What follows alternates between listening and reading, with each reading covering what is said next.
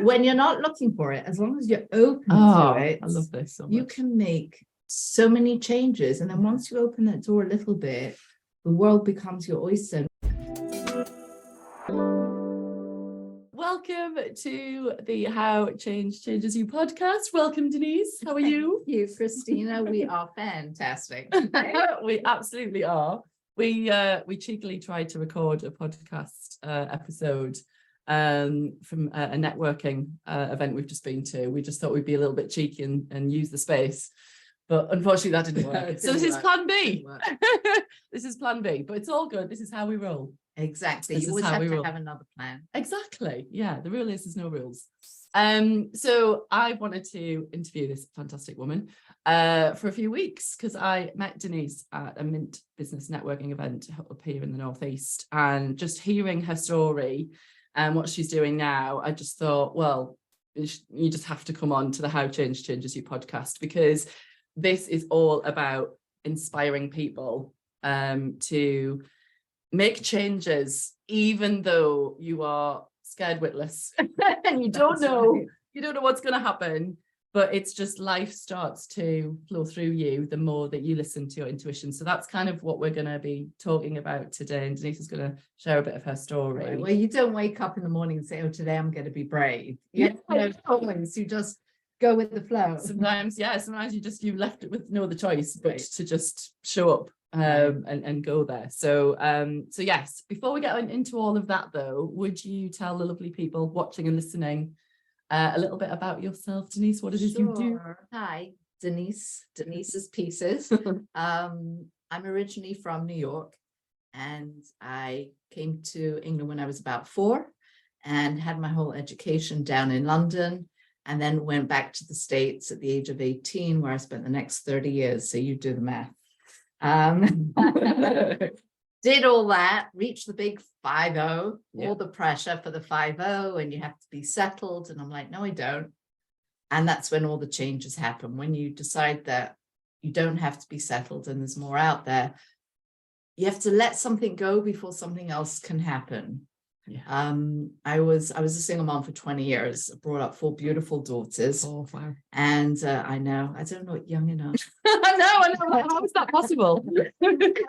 A grandma next month. It's so exciting. Yes. First grandchild. Yeah. But what was interesting though is that I never thought about it. I just got on and I did it and I did it. And I just kept going from drama to drama, calamity to calamity. Yeah. And you just get through. Yeah.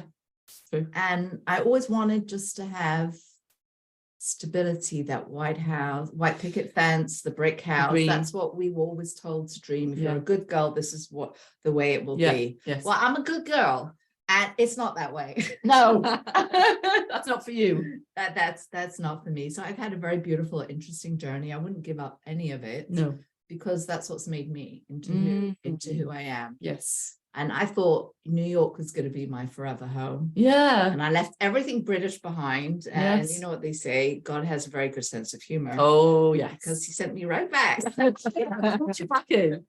back. After the first year I was here, I told everyone, oh, I'm a tourist. And they're like, we'll talk to you in 15 years. I'm like, no, I'm a tourist. No. I became a British citizen, got myself a British passport, so can't use that line anymore. Yeah. And now I'm a resident and not in London, in the Northeast. Yeah. And I must say, I love the Northeast. You people, everybody is so kind, so friendly. Yeah. We all have a time of day for each other. True. And the quality of life is so much more. We're not on that daily grind, 3-4 jobs just to make ends meet. Yeah. And that's what it's all about, is change, which is why this podcast is just... It absolutely is. And I just know that that will be probably a bit of a surprise for most people to hear what you've moved from New York to Gateshead. And then why? Why would you do that? Because of the guy. Yeah, exactly. It's part of the story. But it is that thing, isn't it? Yeah. I suppose for us in the UK, we kind of, view New York as this mecca of, it's the ambition city, and God, if you make it there, then you'll make it anywhere. It's that whole kind of vibe. But to your point, what I love about what you just said is it's finding out what your definition of success is. Exactly. And if it's going to cost you your peace and it's somebody else's definition of success, then actually that's the definition of stress. Exactly. Like, because then what are you doing it for if it's not fulfilling you? Right. So yeah, no, I love that you took the leap.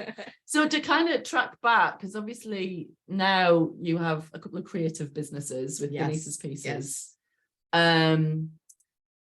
What kind of, when you kind of look back over these changes of, for example, when you left New York, you made that decision to leave, where were you in your head and what led you to make that leap? So that's very interesting because I've always been creative. I did a lot of bartering when I was a single mom to let my kids be able to have opportunities. So I was the head of the art department in the summer camp. And summer camp in New York is 2.5 months, not 2 weeks. Wow. Yeah. So it's very expensive. Right. And so I ran the art department so my kids could have free camp. I used to teach dance so they could have free dance. Right. So all these things just kind of seemed to take on a natural progression. Right. But then I had to be responsible. And I worked in an orthodontic office for like 8 years. Right. That was a responsible me. But then life just happens. Kids go to college. They don't need you as much as they used to need you. Yeah. My kid's father actually passed away about 9 years ago, even though we had, since my youngest was 6 months old, he wasn't in my life. Right. It still affected and impacted us hugely. Yeah. So we had to move from the house that we lived in. Right. And I must say I'm very good at moving because I've moved about 12 times. Wow. And it doesn't faze me. I can do it really. Yeah. And that's why my new mantra for change is collect memories, collect experiences, don't collect stuff. Yes. Because stuff you can just replace. And trust me, I've replaced so much stuff in the last 4 years. I can't believe I have so much. Yeah. Where did that come from? But that's from the creative side. So when my kid's father passed away, our whole life changed. And it wasn't like we made the decision to change. It just happened to us. Yeah. We woke up one morning 2 days before Passover, which is the Jewish equivalent of Easter. Yeah. And we just woke up to this news. Wow. And life just went on a completely different journey. Yeah. And I moved into 1-bedroom apartment in the center of town. And my kids felt they lost their home. I bet.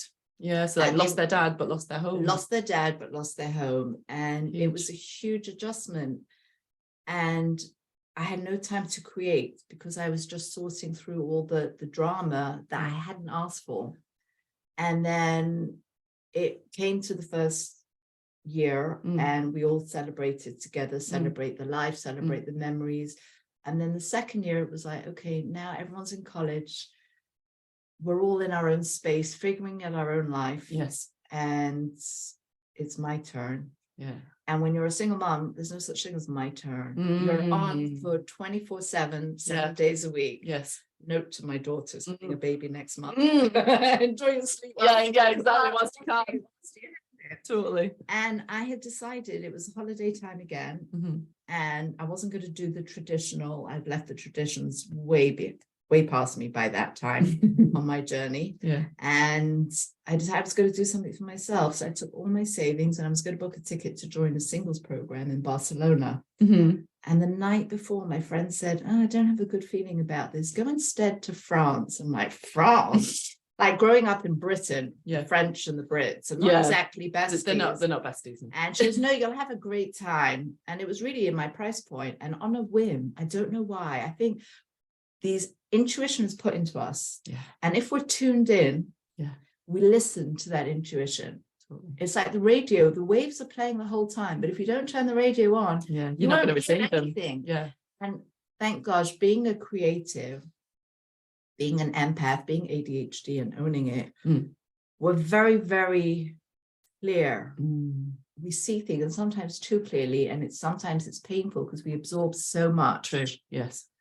And I just said to myself, okay, I'm going to do this. Yeah. And I didn't tell a soul. I think no one's invited me. I can just go. I don't even have to tell my kids. They're all in different countries. Yeah. And it changed my life. Wow. I walked into this hotel in the south of France in Cannes. And within 1 second, I knew, there's nobody here for me. Right. And so I had to really do things on my own. I went into the center of town. I went on this little train around the town and just to get my bearings. And then what do you know, the next night we sat down for this communal gathering. And there was this cute guy at the end of the table and he was leading the evening. There was like 50 people there. And I went over to him at the end of the evening. I said, "You look cute. I'm sure it was really nice what you said, but I couldn't hear a thing. Maybe tomorrow you should sit in the middle so we can all hear." And I didn't even, like, as a Brit, you would never, you know, be so audacious. Well, meanwhile, I love that you are. I sat next to him. We led the whole next evening together.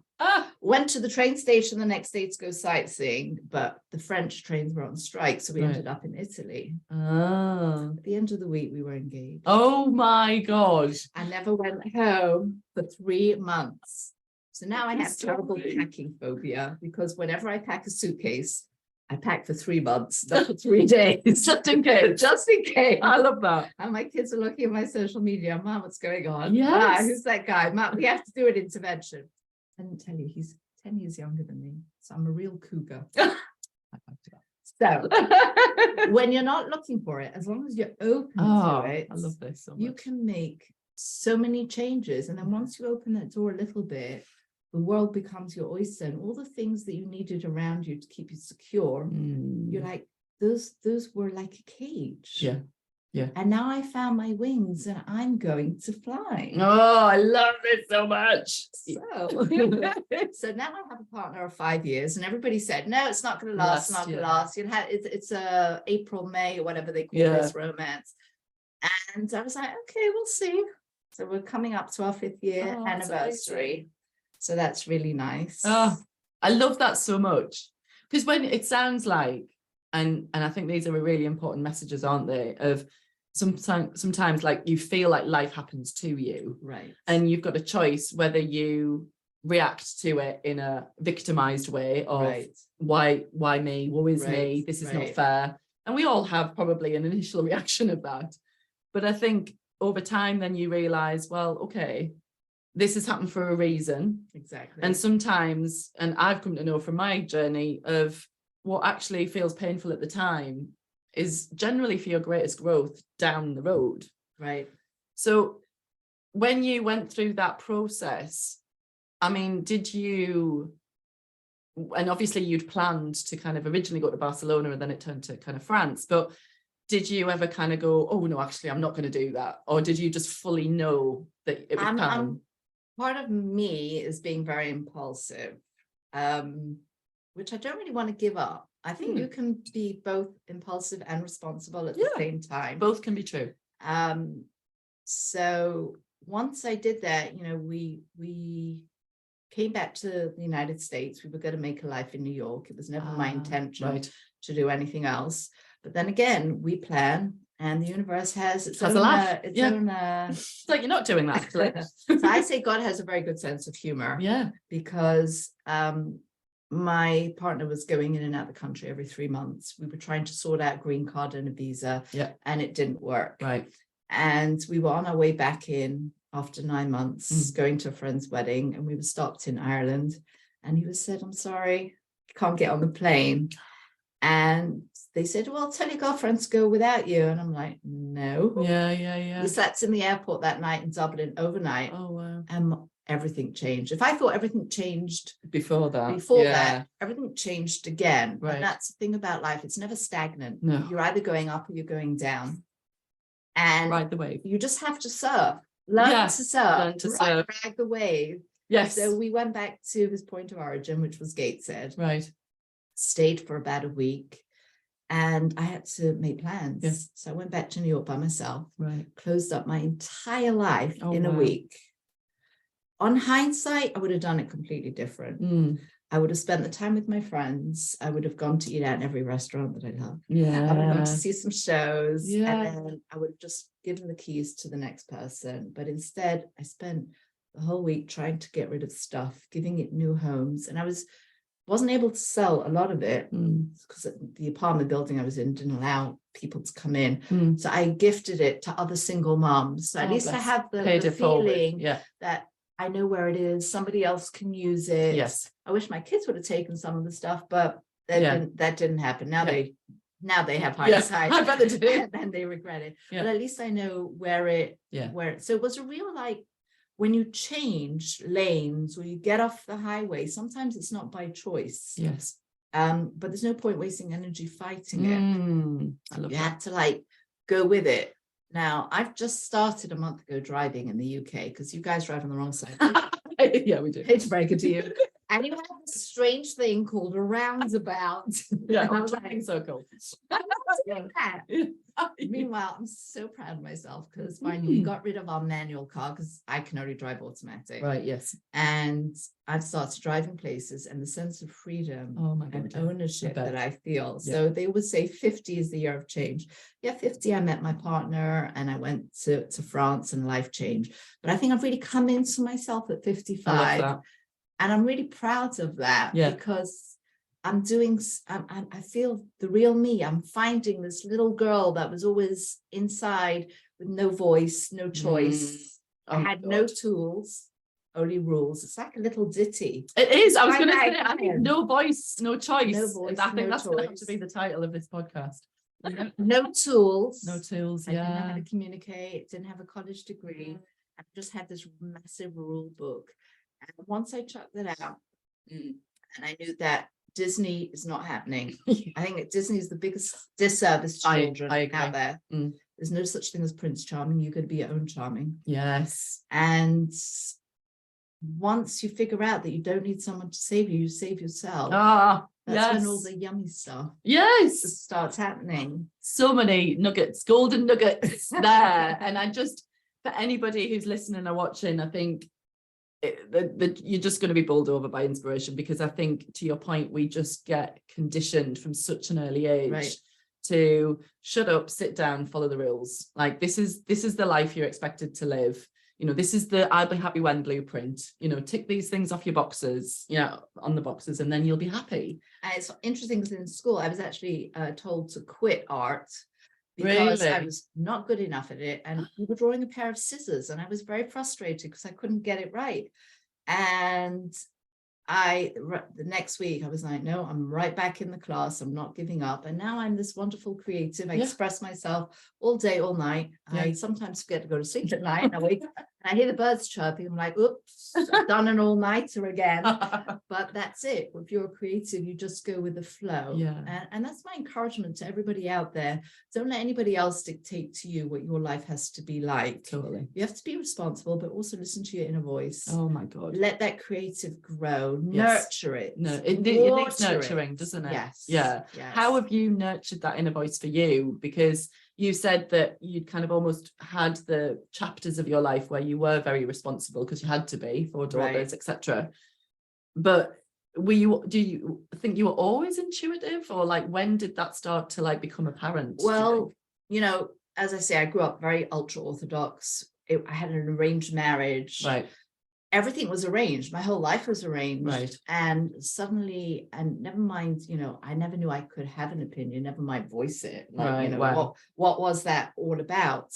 And here, my whole character is about embracing acceptance, embracing that everybody has a different way of expressing themselves, and there's no right way, there's no wrong way, there's a respectful way. Yes. So life in itself has come around full circle, that I'm back to where I started from, and I'm very respectful of the community I live in. But that doesn't take away from me and my creativity and the journey that I've had. Yes. And I think that's really important to tell people, is that doesn't mean you're rebelling. No. You can still be respectful and choose a different path. Yes. And the destination might be the same, because look, I've come around full circle. I'm back in the UK. It's expect the unexpected, isn't it? Because I think, we were talking, I think when we originally kind of met, that often people see you make a what perceivably is a rash decision, or something that's out of character for you. For me, when I kind of hit the fuck it button on my life, I was 35, and it was out of character for me to just quit a career and buy a backpack and travel the world. It was just, what are you doing? And I had the amount of people that were kind of very judgmental and said, oh, so is this a midlife crisis? Right. And it's like, well, why does it have to be a crisis? Because you are stepping into your power.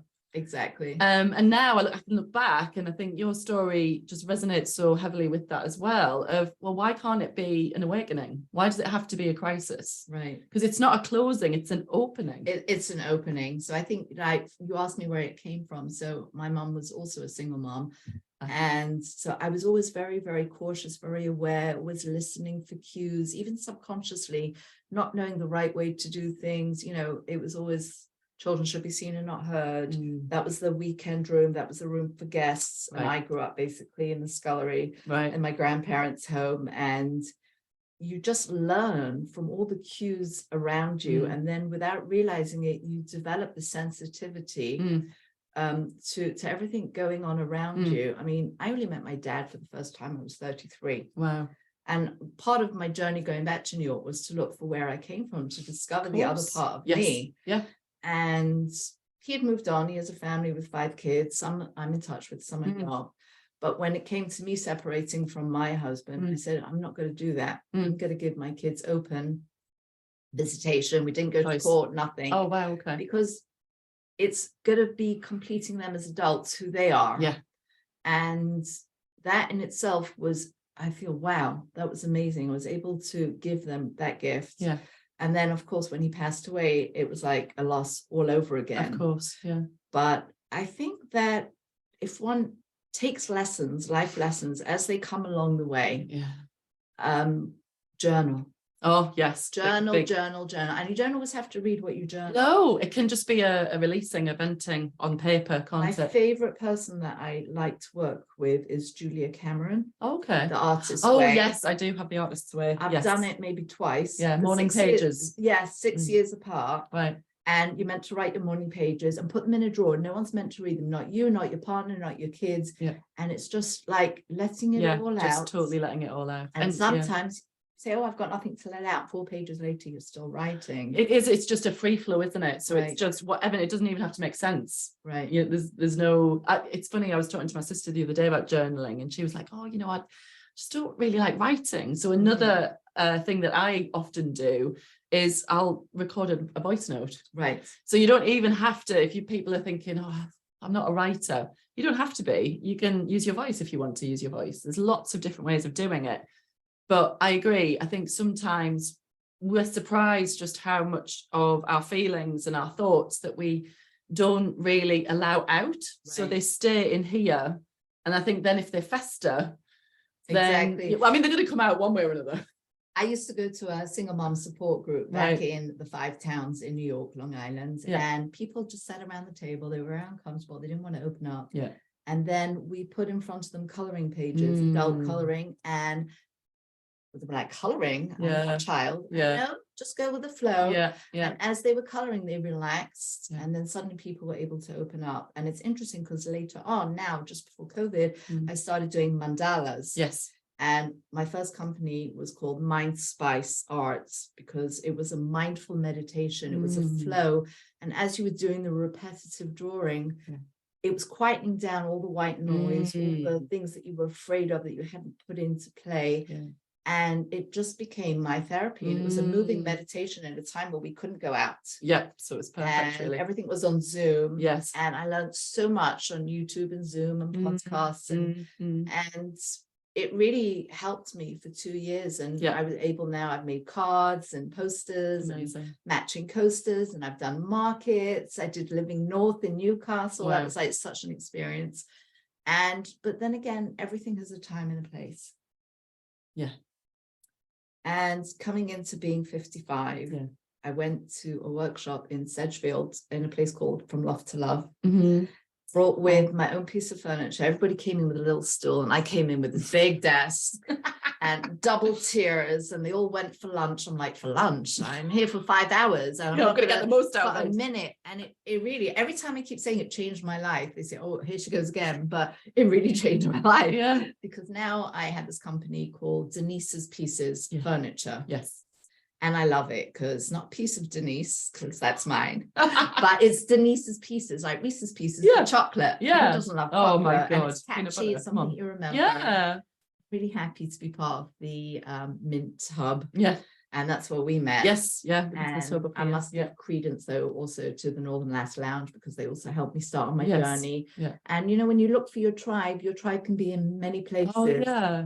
And just because you move on from one to the next doesn't mean that you didn't get a lot out of it, and it doesn't mean that you didn't share a lot and make beautiful connections and networking. So it's all part of the journey. And I'm learning how to do those roundabouts. Well, I was going to say, but I think I just love so much of what you're sharing. And I think, you know, we joked before, like energy attracts like energy. Right. And, you know, I shared with you before, as soon as I met you, I was like, this woman is ageless, and just the passion and the creativity just oozes out of you. And I just think, you know, well, I do yoga every day. Well, there you go. There's practices too. Yoga Embrace with Victoria and Swalwell and Sarah in Gateshead. Yeah. I love yoga. So that's part of your practice yoga, too. Breath work. I think that's why we connected also. Yes. Yeah. Talk about the breath. Don't have these panic attacks anymore. Just learn how to breathe through it. Yeah. I mean, I remember I was once driving in New York over the George Washington Bridge. Oh, that's a big bridge, like 8 lanes or something. Yes. Upper layer, lower level, the whole lot. Yeah. I just had a panic attack in the middle. I just sat still. That's awful. So thank God, you know, yoga's taught me a whole different way of centering, introspective, going into yourself. The answers we have are all inside of us. They absolutely are. We just have to access they're often just buried, aren't they, under a lot of stuff. Yes. And I think, to your point, if we never take the time to actually allow ourselves to open and to explore, then we're keeping it all locked down. Right. So I guess practices like yoga, like breath work, meditation is actually just stilling, or just bringing yourself. I often think it's like coming back home to yourself again, that you are shutting off all of the distracting noise. And you don't want to live life out of fear. So my early life was all very preconditioned, all about rules. Yes. If you don't do this, this is going to happen. And it was like, no, it won't. Yeah. You know, we're loved. The universe wants us to succeed. There's so much to give. I would say when one candle lights another candle, you're just adding more light. You're not going to take away from your own light. I don't deal well with people that are in competition with each other, because we all have so much to give and we give differently. So like now I'm meeting all these furniture artists all the way up and down the UK. Can't wait for my next Painters Business Academy experience. I have a whole new tribe. And it's just beautiful, because I'm taking old pieces of furniture that have just such beautiful craftsmanship, sexy legs, and just I just love them. And you know, people are moving on, they're losing parents, and they feel guilty because it doesn't fit in with their lifestyle or their space. And here I am, saving them from the landfill, giving them a new life, giving them a new color. And of course, you're going to have the people out there who are saying, don't paint furniture. And in 20 years, everybody will be stripping the painted furniture. But you know what? For right now, this is what works for me. I try and be as eco-friendly as I can. I source everything from nearby. So we're not importing anything from far away. Using things eco-friendly, vegan paint, all this kind of thing, non-toxic, and just trying to give new life and new meaning and color. Because I am all about colors. We have to do a little turnaround. I know, to see the pieces. That's the paint on the back. It's only a week old. Don't stop painting. Don't stop creating. I love it. It's all about color, because again, my childhood was all very black and white. So for me, I'm all about color. And you know, if someone lives in a rental, they can't just paint walls. So you can bring in a piece of color furniture. You can bring in soft furnishings. And I did something gorgeous this week. I went back from Loft to Love and I made a lampshade and a matching stool. I learned upholstery. So now I can add a layer to my furniture where I have the soft furnishings to match. So look out for this new piece. It's bright orange on the top, bright hot pink on the bottom. I mean, it's my brand colours. I have to have it. And then the accessory is a tiger in a jungle. So like the song "Eye of the Tiger." And I've got a lampshade to match. I can't wait to stitch it up. So there's this new website called Upsite, UPCITE. The young man that's establishing, his name is Cole. He's a really lovely young man from Newcastle. And it's his idea to do an Etsy for furniture. I love this idea. So it's like the whole country, and I know that in America as well, everybody's getting around the idea of, we don't want to be wasteful. We want to use what we have, repurpose it, and give it, you know, revive, restore, repeat. Just keep doing it again. Absolutely, yeah. Rather than kind of always be, chasing that. Sorry, IKEA. Well, yeah. They've had it today.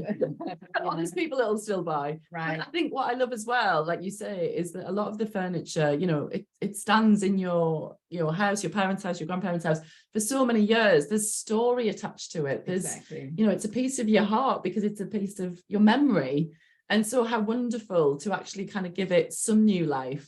Exactly. And some of the pieces, like I paint for myself, I had a beautiful human story where a couple from Derbyshire came. They picked up a beautiful bedside table set that I'd done in pink, soft pink and gold. So they were putting their mum into a care home and they wanted her to have something beautiful. And you know what? It made me feel so good that that's where it was going to. And I love these stories because it's all about connection. Yeah, it is at the end of the day. And we want to network and connect and that's what, you know, the legacy that you're leaving behind. Somebody else is going to smile at something. I had people come down from Edinburgh, Scotland, pick up a piece of blue, a blue chest of drawers with white magnolias because blue was their color from Poland and they couldn't find anything there. It was that Pharaoh and Ball blue color that everybody loves. And it just made me feel so good. And now I take on commissions in that way. People bring me their furniture and I do it. I love maximalists and I do it to match their wallpaper and their soft furnishings and, you know, the possibilities are endless. But I think once you open yourself up, once you turn that radio on, that's when things start happening. You can go around that roundabout a few times. You don't need to have it all figured out. Sometimes it's the scenic route. I came here, went down the wrong exit. I'm like, okay, I'm going a mile down the road to that trading estate, but then I'll come back and I'll take a different exit. And sometimes it's like, oh, I wouldn't have seen that had I not come this way. I've taken many scenic routes. Detours. You have a full tank of gas. Don't set off. As they say in this country. Don't set off on a low gas tank. You never know where it's going to lead you. I really think to everybody out there, just turn on that radio, listen to the waves. Yes, you have to be responsible. Of course. So I'm in a very beautiful time in my life where, thank God, my kids are all settled.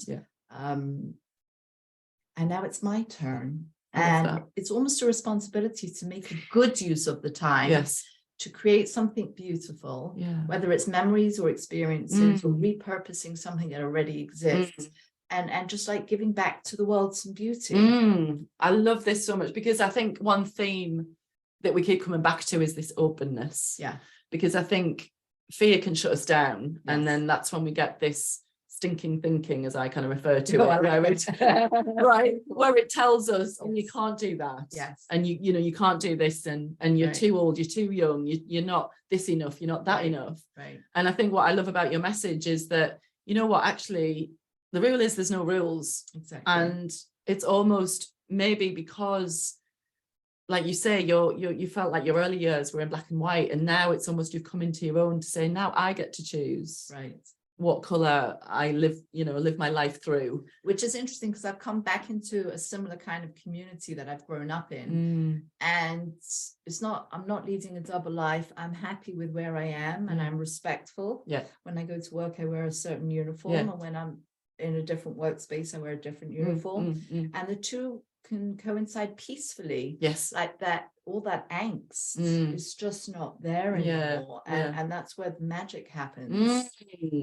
Well, it sounds to me like, and in the passion that you speak about your creativity and about what you create, it just, what I hugely get from it is that you're just in total alignment. And I think, you know, it's that channel to receive, isn't it? And I think if you're open and you're curious, then it's like, well, I don't know where it's going to go. Like, I don't know what's going to turn out or who I'm going to meet tomorrow. But it's like drawing the mandalas. It's not about the end result. It's about the process. Or the process. It's about the journey. And people are always too focused on the end result. When I remember when I used to teach art in the elementary school, primary school, I used to just give a squiggle on a paper and give it to the kids. throughout the school, and the little ones would draw clouds, puddles, umbrellas, whatever. And the older ones would sit there and cry because they couldn't make something that wasn't amazing. And once I showed them what the younger ones had done, they were off running. But that initial letting go, we're conditioned by a certain age to shut it all down. So the way I create is I paint every day. And it doesn't matter if it's stacks of just things that don't end up going anywhere, but you have to practice the process so that when the real thing comes along, you're ready to go. So true. And I think as well, isn't it, I've termed it devotional discipline. Like I've always had a problem with the word discipline because it seems very rigid, but lately when I've been reviewing the practices that I have, creative and virtual and all of the things, I tend to think, well, no, I'm devoting this time to practice something that is feeding me, it's nourishing me, as opposed to get to an end product. Exactly. So I have this gratitude journal that I write in besides my artist pages. I'm a big writer. It's also the age. If it's not written down, it's not going to happen. If it's not written down, you're going to forget it. Totally. But this wonderful lady that I met, Sarah, we call her Phelpsy, in the Northern Lass Lounge, she's very big onto positivity, and she really helps me a lot.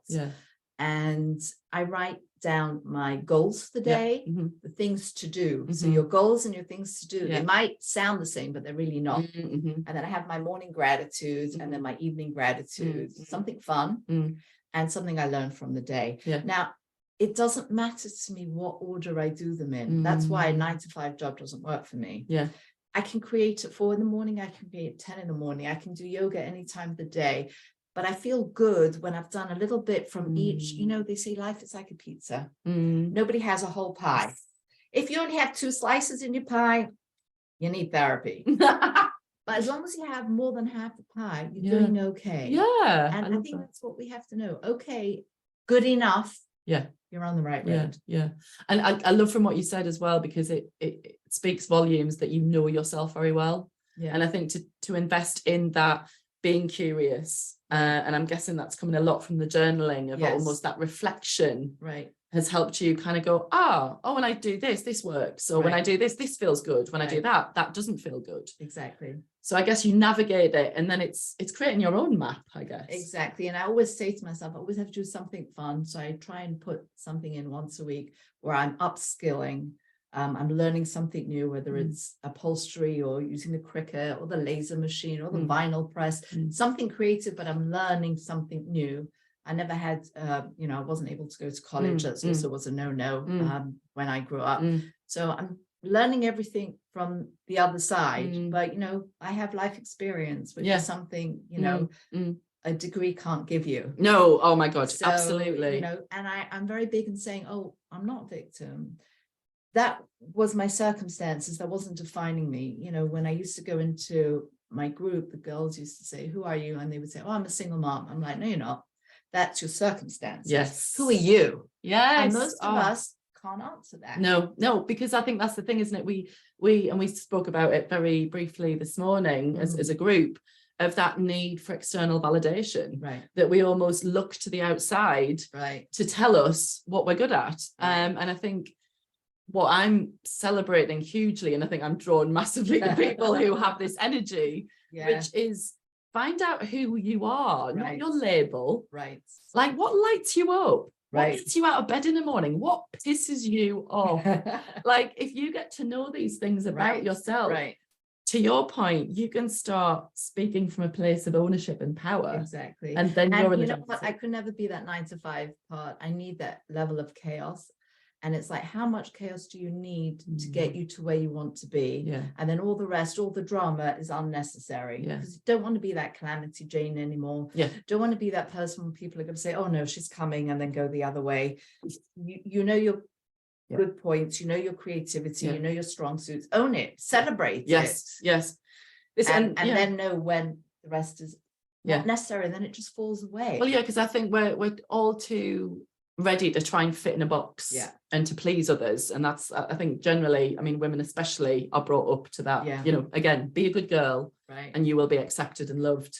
Be a naughty girl, and but I think it is this thing of energetically, it's playing in your zone of genius, in that this makes me feel the most alive. And I love about what you said of needing a bit of chaos, because I think I speak to a lot of people that go, oh, you know, they'll look at the chaos or their creativity or whatever that looks like for them and think, oh, it's wrong because somebody has judged it as wrong. Right. But to your point, it's like, well, no, I need an element of that to have me move and to give me that creativity. Well, it used to be when I first, you know, came to this country, I used to say 11 o'clock at night to my partner, can I go to sleep?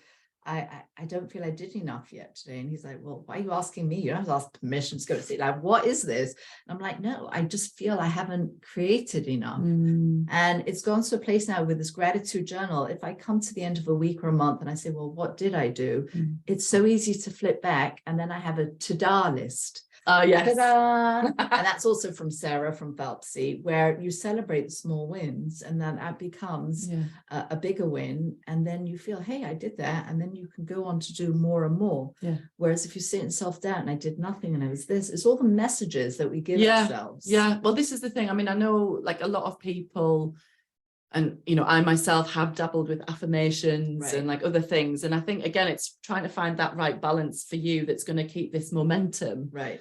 But what I love about what you just said as well is almost, it's this element of almost proving to that part of your stinking thinking that, you know, no, I can do this. Right. Look, I am capable. Because I think if we let that fear voice win, then it keeps us stuck. Right. And I think we just need to, again, curiosity for me, compassionate curiosity is, oh, I'm feeling anxious, or I'm maybe feeling like I can't do it. But is that true? Right. And actually, can I just step into something that feels uncomfortable? Right. But, oh, I wonder if this. And then it's okay, because if something doesn't feel good, it's okay to say thanks. You can change it. Thanks. Yes, you can change it. You're not committing for the rest of your life. No, it's just for now. It's not forever. Right. It's not forever. So thanks. That was great, but I don't think so. Yeah. So I think it gives you that flow and maneuverability, because I think a lot of people go, oh, well, if I've committed to this, then it's forever. And it's like, no, you're going to go in, you're going to dip your toe. Right. And then you're going to feel how it feels in your body, in your heart, in your soul. So I must say the most amazing thing I discovered this year, I go to a sound bath. Oh, yes. Every Monday night. Oh, it's absolutely wonderful. My teacher, her name is Victoria Noon. And she just has this wonderful collection of bowls that she's always building, and a massive gong. And you always go in with no expectations, because every week it's going to be different. And for some people, it's very disturbing. They feel they can't sit still or lie still. And the stuff that comes up is very dark. And other people, it's really meant to just align you from the internal, and your brain waves react to the sounds, and it just helps recenter you. And then that night, I sleep the best sleep of the week. Oh, no, huge proponent for that, because I think we are all energetic beings. Right. We're all just made up of trillions of tiny cells, and we're all vibrating at different frequencies. And I think we are affected, obviously, by our external environment. And so putting yourself in a space, and I think it's really important what you say, and I'd say this within breathwork sessions as well, just remove all expectation of what, you know, you shouldn't kind of expect to experience a certain thing. I always say to people, your body has innate wisdom, and if you relax and surrender and open to the experience, the energy will move through you in exactly the way that your body needs. So it's like asking the monkey mind to just jump in the back seat and to have your body and to trust. Because we have such wisdom here. And I think half of us live, you know, I certainly did for many years, in my head. And I was disconnected from my body. And I think things like gong baths, sound baths, breath work, yoga. But you know what I discovered is that you're not slamming out the thoughts, no, because then they want to come in much harder. You notice them like they're clouds, and they just pass through. You notice it, and then you let it keep going. And then it doesn't have a hold over you. It's just something that you go, oh yeah, okay, bye. And then but then there's no actual force to get it out. It's very open and receiving, isn't it? I use the analogy with a lot of people of, you are the whole sky, and your thoughts and feelings are just passing weather. So you're just the one observing them, and you're not attaching yourself and a story to them, because as soon as we do, what happens? you know, we make it mean something, and then it Right. takes us on a ride. Right. And I think that's the beautiful thing about the practice of these like alternative therapies, is to learn to surrender, to learn to open. And I think it's that muscle memory that the more you practice But it, you have to have a certain amount of trust You in do. yourself, Yes. trust in your intuition. yeah, And if something doesn't feel right, it's probably not Yeah, right. And if there's a absolutely. red flag there, Yeah. pay attention to it. yes, Because it might not be for you. yeah. And I think that's why it's being open to sample lots of things. But Right. to your point, find your tribe, find a space, a person that you resonate with, because resonance is, you know, And it's my all- frequency resonates it's with all yours. energy, It exactly. is, And when you go totally. to a sound bath, Yeah. you can either be contributing energy to the room, or Yes. you can actually be receiving energy. Yeah. And the idea of paying it forward and it just being a constant flow, it's just marvelous. It's just magical. It Yeah. is magical. Yeah. And I think that's why it's growing in popularity, I would say, that more and more people are experiencing it. And kind of once you do feel that level of bliss, it's a bit addictive. You kind of think, oh, I want more of that. Like Denise's pieces. Exactly, very They're addictive. very addictive. So I could talk to you for I days. know. But To kind of bring it to a close, I guess, for you, so the three questions I normally ask people about change or changes in general, you know, and if you could kind of reflect, I guess, based on our conversation of through all the changes that you've kind of gone through in your life, what do you think you've learned most about yourself? I know that's a that's a big question, isn't it? That's a biggie. What have I comes learned? up? That I'm enough. Oh yeah. That I am okay. Mm. And it's kind of interesting because I volunteer to help set up wedding receptions in my neighborhoods. And that started from a need of wanting to connect and have social with people. And people come up from London, Manchester for their weddings for children and grandchildren. And it's they're the parents of the people I went to school with. And most of them I haven't seen for like 30, 35 years. So the running joke is amongst the committee of volunteers, who's Denise going to see today that she hasn't seen for 35 years? And I always play this game. I look at the person and I'm like, I recognize you. You're in my class. And I go over to them and I say, hi. And they're like, I don't know who you are. I'm like, hi. Until the penny drops. Yeah. Sometimes it's priceless. So for me to say that I've come full circle, I'm no longer that shy, quiet kids in the corner without a voice. I'm not just like a little wallflower looking in. I was the youngest of my class, so I had a very tough social time in school. And to just be proud of who I am. And that's why most people don't recognize me. It's not my face that's changed. It's your whole energy. I'm like 5 times my size right now, but that's menopause, and that's also okay. Yeah.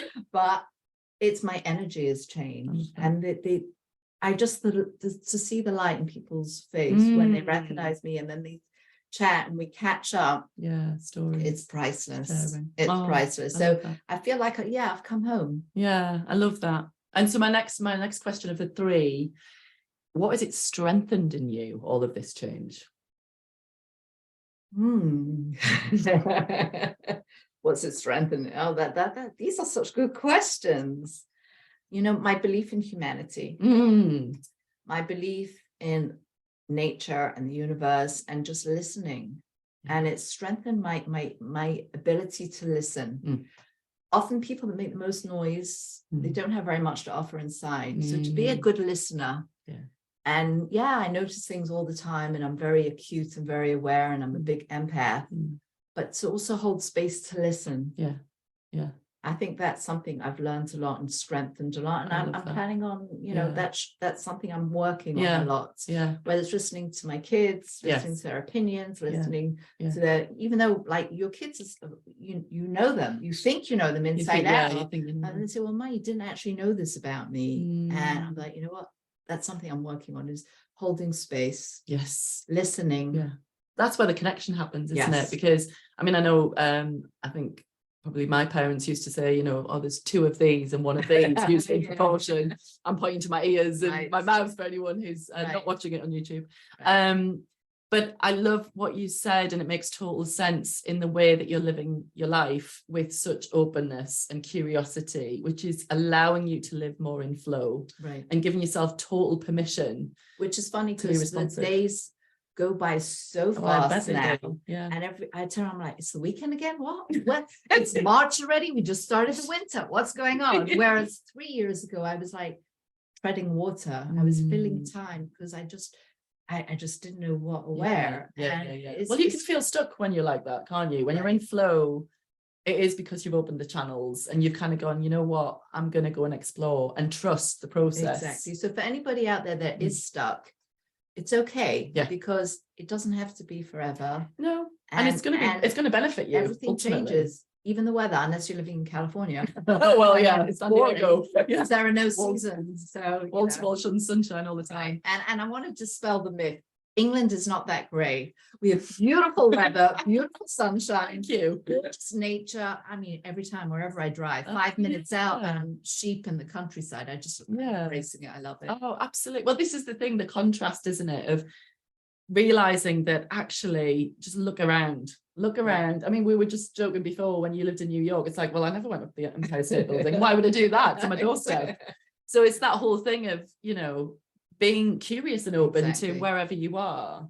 So this leads perfectly into my third and final question. So we've looked at kind of, you know, what you've learned about yourself most, what it's strengthened in you. How does that influence those learnings, those strengths? How does that all filter into who Denise is today?